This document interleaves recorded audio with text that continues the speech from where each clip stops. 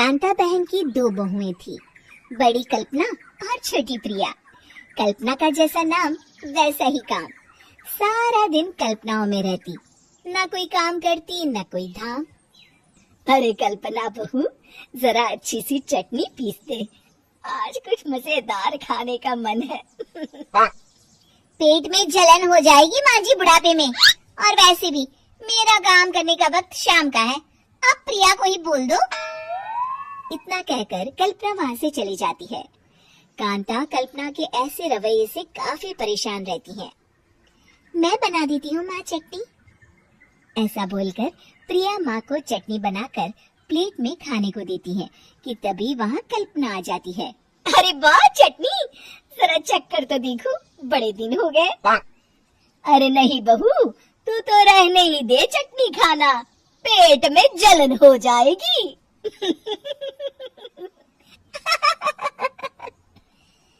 इतना कहकर कांता और प्रिया दोनों हंसने लगते हैं। कल्पना सारा दिन या तो मोबाइल में YouTube देखती या फिर सोती रहती।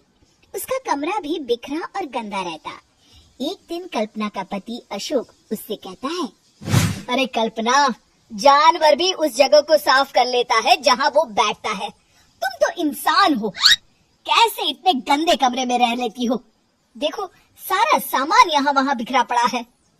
ज्यादा अपनी माँ का बोल ना बोलो। हाँ, कमरा तुम्हारा भी तो है, गंदा लग रहा है तो साफ कर लो।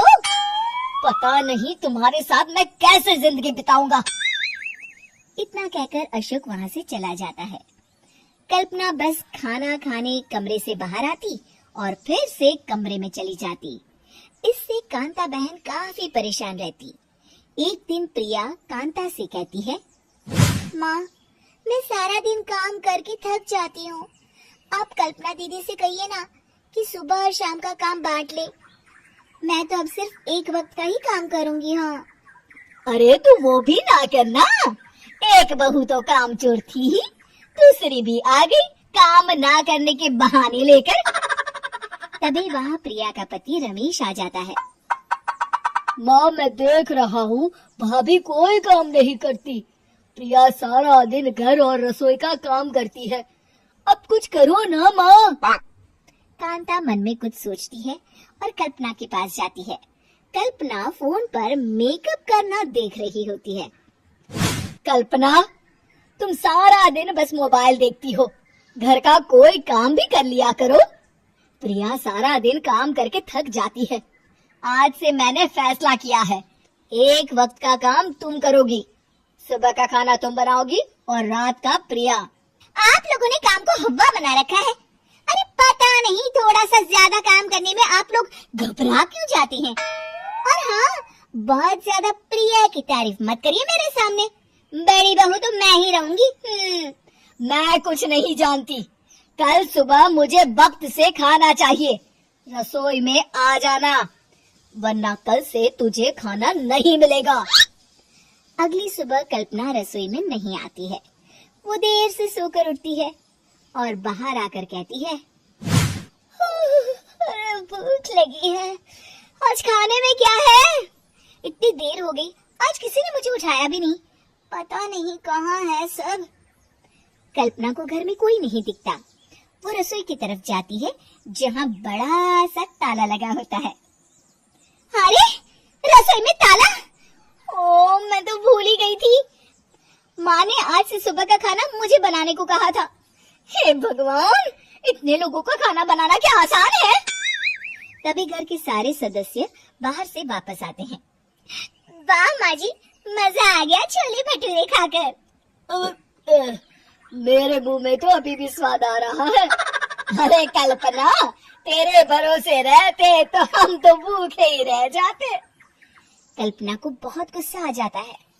अब बहुत हो गया, आज से मैं अपनी रसोई अलग कर रही हूँ, मैं अपना खाना खुद बना लिया करूँगी।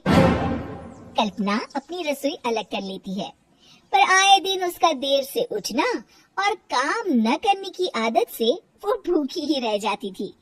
उसी के सामने घर के लोग अच्छे अच्छे पकवान खाते और कामचोर कल्पना को जैसे तैसे ही खाना बनाकर खाना पड़ता।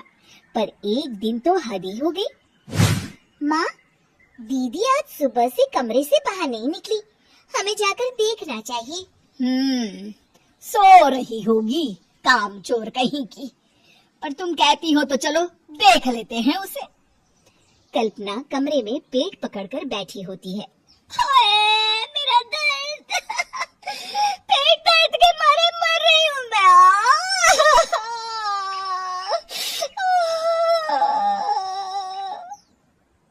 अरे दीदी क्या हुआ? पेट में दर्द क्यों हो रहा है? डॉक्टर को दिखाया आपने? माँ, कल्पना खड़ी होती है और माँ जी के पास आती है। मुझे माफ कर दीजिए, अब से मैं सारे काम में मदद करूंगी, कभी आलस और काम चोरी नहीं करूंगी। हाँ हाँ वो तो ठीक है, लेकिन अचानक क्या हो गया जो तू काम करने को तैयार हो गई? कामचोर कल्पना। माँ, लगातार बासी और उल्टा पुल्टा खाना खाने के कारण मेरे पेट में इन्फेक्शन हो गया है। काम न करना पड़े इसलिए मैं 2 दिन का खाना एक दिन ही बना लेती थी।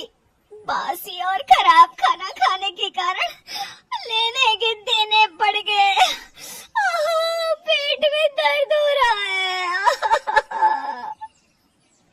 चलो अच्छा हुआ, देर आए दुरुस्त आए।